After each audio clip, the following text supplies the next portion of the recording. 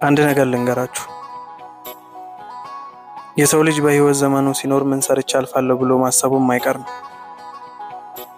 ብዙዎቻችን የድህነትን ሰንሰለት ለመበጠስ የምንወጣው ዳገትና የምንወርደው ቁልቁለት፣ የሚፈራረቅብን ዝናብና ፀሐይ ለአብዛኞቻችን የማይቀር ግዴታ ነው። ድካም አለው፣ ስቃይ አለው። ብዙ ለሰው መነገር የማይችሉ ነገሮች ብንናገረውም ከንፈር ከመምጠጥ ውጭ አማራጭ ስለማይኖራቸው ዋጥ አድርገን መኖራችንን ለሚፈልጉ ቤተሰቦቻችንና መኖራችንን ለማይፈልጉ ጠላቶቻችን ስንል የማይቻለውን እየቻልን እንኖራለን። ነገር ግን መቻል ማሳካት የምንፈልገውን የምንደርስበት አንዱ መንገድ ነው።